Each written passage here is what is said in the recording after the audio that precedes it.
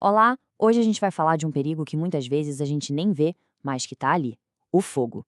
E para gerenciar esse risco, existe uma norma fundamental, a NR20. Vamos entender como ela funciona?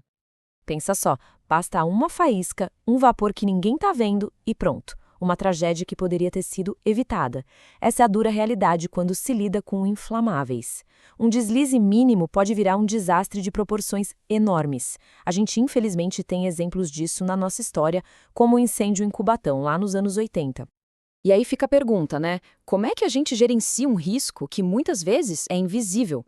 A resposta, olha só, tá numa estrutura bem pensada, criada justamente para isso, para tornar o que a gente não vê visível e o que parece incontrolável, controlável. E essa estrutura tem nome e sobrenome. É a Norma Regulamentadora 20, a famosa NR20. Pode pensar nela como um verdadeiro mapa de risco que nos guia para navegar por todos esses perigos com segurança. E o que é a NR20, afinal?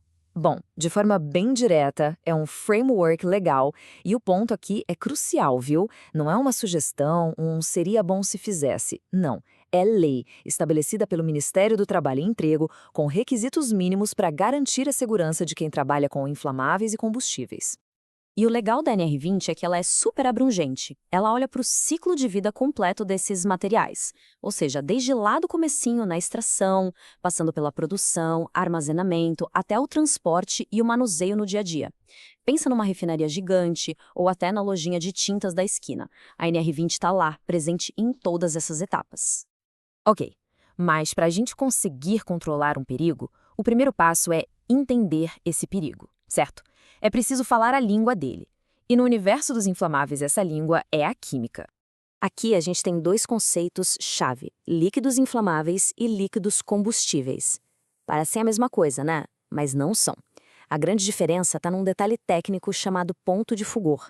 Basicamente, é a temperatura mínima em que um líquido solta vapor suficiente para pegar fogo. Inflamáveis, como a gasolina, fazem isso bem fácil, em temperatura ambiente. Já os combustíveis, tipo diesel, precisam ser aquecidos para chegar nesse ponto. E essa história do fogo tem uma escalada de perigo. Olha só. Primeiro, vem o ponto de fulgor. É quando o vapor acende com uma chama, mas não se sustenta. É um flash. Depois, a coisa esquenta e a gente chega no ponto de combustão. Aqui, o vapor não só acende como continua queimando. E o último estágio, o mais perigoso, é a temperatura de ignição. Nessa fase, o vapor pega fogo sozinho, espontaneamente. Não precisa de faísca, não precisa de nada.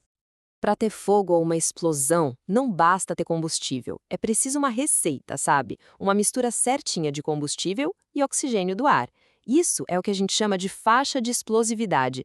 Se tiver muito pouco combustível, a mistura é pobre e não acontece nada. Se tiver combustível demais, a mistura fica rica e também não acontece nada. O perigo mora justamente no meio, na medida certa. Beleza. Agora que a gente já entende um pouco melhor a química do perigo, vamos ver como a NR20 organiza a resposta para cada tipo e tamanho de ameaça. Uma coisa muito inteligente da NR20 é que ela não trata todo mundo igual. Ela sabe que o risco de uma refinaria é muito diferente do risco de um posto de gasolina. Por isso, ela divide as instalações em 3 classes. A classe 1 é para locais de menor risco, a classe 2 para risco médio, e a classe 3, claro, é para os gigantes, o maior nível de risco, como refinarias e petroquímicas. Cada classe tem suas próprias exigências. E para controlar esses riscos, a NR20 segue uma hierarquia. A ideia é sempre começar pela solução mais eficaz. No topo estão os controles de proteção coletiva, os EPCs. A meta aqui é eliminar o perigo na fonte. Se não for possível, a gente desce para os controles administrativos. E só em último caso, como última barreira, vem o equipamento de proteção individual, o EPI. Para ficar mais claro o que é um controle coletivo, pensa no aterramento. Sabe quando um caminhão-tanque vai descarregar combustível? Aquele cabo que eles conectam no chão? Isso é o aterramento. É uma medida simples, mas que impede o acúmulo de eletricidade estática, que poderia gerar uma faísca e causar uma explosão. É um exemplo perfeito de EPC. Agora, falando de controle administrativo, o documento mais importante é a FSPQ, Ficha de Informação de Segurança de Produto Químico. Pensa nela como a carteira de identidade do produto. Lá tem tudo: quais são os riscos, como manusear, o que fazer em caso de emergência. É o Manual de Instruções da Segurança. E para garantir que todo mundo entenda os perigos, existe o GHS, o Sistema Globalmente Harmonizado. A ideia é criar uma linguagem universal do perigo, usando esses desenhos, os pictogramas.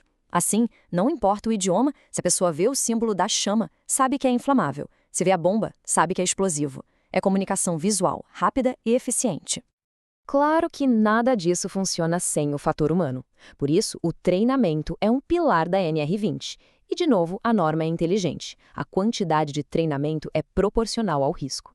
Quem tem só um contato indireto faz um curso mais curto. Já quem trabalha na manutenção precisa de mais horas.